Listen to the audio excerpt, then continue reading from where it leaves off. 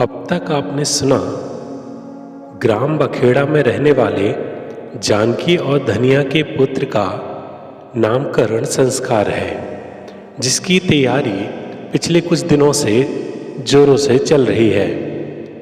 आखिरकार वह दिन आ ही गया जबकि नामकरण संस्कार होना है। पौ फट चुकी थी, इस कारण हल्का उजाला बिखरने लगा था। शीतल हवा चल रही थी और रात में हो चुकी हल्की बारिश से आंगन में लिपे गोबर की ऊपरी परत बह गई थी।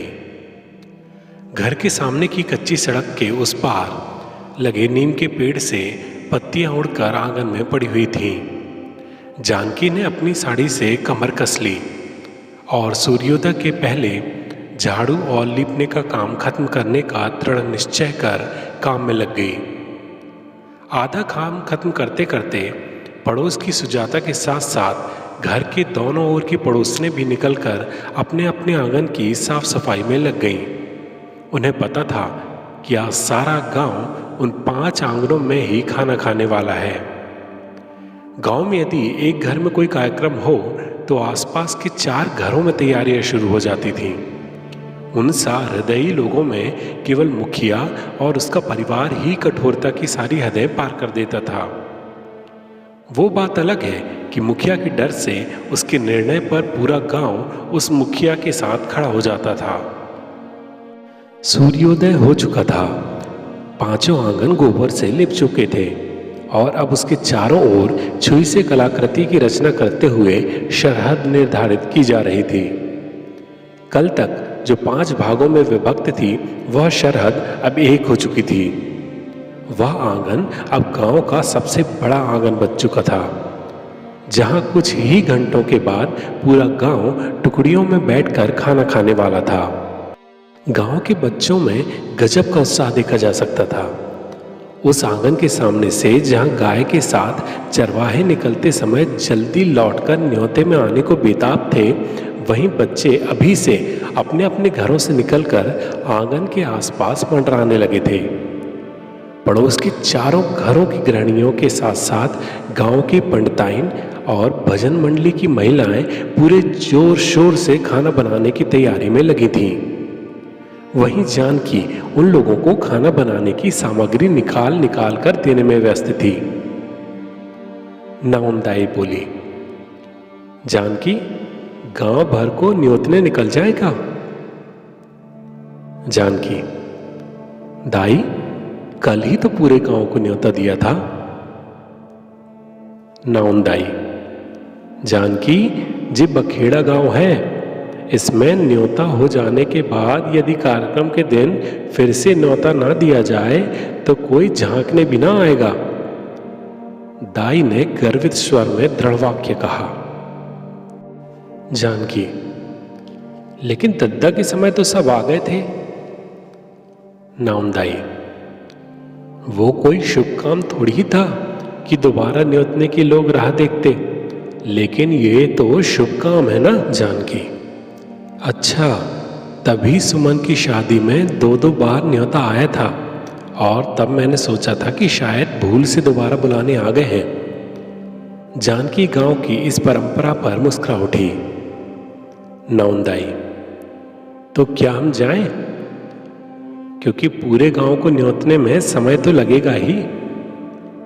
जानकी, हाँ हाँ, तुम जाओ, हम लोग यहाँ का काम संभालते हैं। जानकी ने सब्जी की टोकरी, हंसिया और चाकू सुजाता के सामने रखते हुए नाउनदाई से कहा। धनिया पड़ोसियों के साथ दूसरी व्यवस्था में लगा हुआ था। तभी बिज्जू दौड़ता हुआ आंगन के सामने से निकला। धनिया, क्या हो बिज्जू, इतनी तेजी से कहां जा रहे हो? बिज्जू हाँफते हुए बोला, कल्लू को मुखिया के आदमी पीट रहे हैं। धनिया आश्चर्य से बोला, क्यों, ऐसा क्या किया कल्लू ने? वो तो बड़ा सीधा साधा लड़का है। बिज्जू, सुना है कि वो चप्पल पहनकर उनकी हवेली के सामने से निकल गया।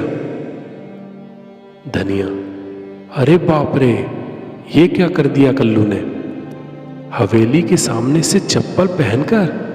ये तो अनर्थ हो गया भाई। चलो चलो, हम लोग भी वहां चलते हैं। तेरी हिम्मत कैसे हुई हवेली के सामने से चप्पल पहनकर निकलने की? लठैत ने कल्लू की छाती को पैर के पंजे से जमीन पर दबाते हुए कहा।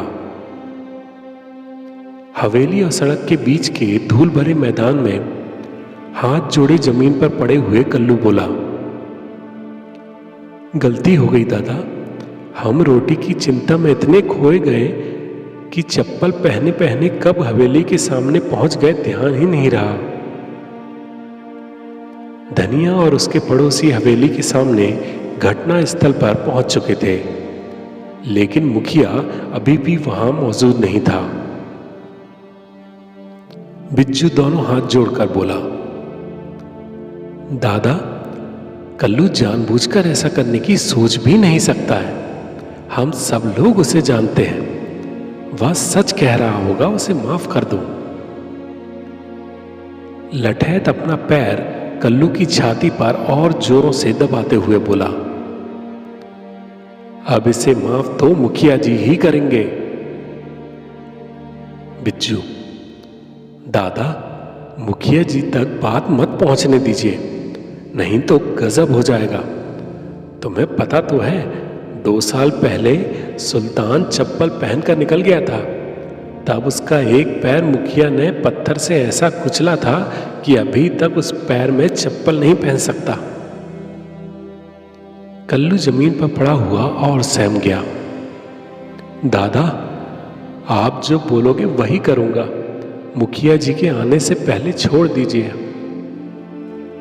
धनिया, दादा, आज तो गांव में हमारे बिटवा का नाम धराई भी है। आप सभी को खाने पर आना है और उसे आशीर्वाद भी देना है। उसी के लिए इस बेवकूफ को छोड़ दीजिए, गलती हो गई इससे। धनिया ने कल्लू को बचाने के लिए अपने दोनों हाथ जोड़ दिए। लठैत ने कुछ सोचा और अपना पैर कल्लू की छाती से उठा लिया। लठैत, चल उठ। तेरी किस्मत अच्छी है कि मुखिया अभी हवेली के अंदर है। अगर उन्होंने देख लिया होता तो तेरे पैर तो हमेशा के लिए गए थे। आइंदा से कभी ऐसी गलती की तो समझ लेना वो तेरी आखिरी गलती होगी। कल्लू तुरंत घुटनों के बल बैठकर बोला, दादा, बड़ी कृपा करी आपने। अब से कभी ऐसी गलती ना होगी। कल्लू उठकर जाने लगता है। तभी लठैत बोला, सुन कल्लू, घर में गेहूं खत्म हो गए हैं। आधा बोरा गेहूं बनिया के यहां से हमारे घर पहुंचा देना। कल्लू समझ गया था कि आधा बोरा गेहूं उसके पैरों की सलामती की कीमत थे। उसे यह सौदा ज्यादा महंगा नहीं लगा। ज्यादा से ज्यादा 2 महीनों तक उसे अपना पेट काट कर एक समय भोजन करना होगा। कल्लू ने हाथ जोड़े और सहमति में सिर हिला दिया। धनिया और बिज्जू ने कल्लू का हाथ पकड़ा और उसे वहां से लेकर अपने घर की ओर चल दिए। आप सुन रहे हैं कुरीतियों के विरुद्ध एक महिला के संघर्ष की कहानी नाम धराई। जानकी और धनिया के पुत्र का नामकरण संस्कार क्या वैसा हो पाएगा जैसा कि जानकी चाहती है? जानने के लिए सुनते रहिए कहानी नाम धराई।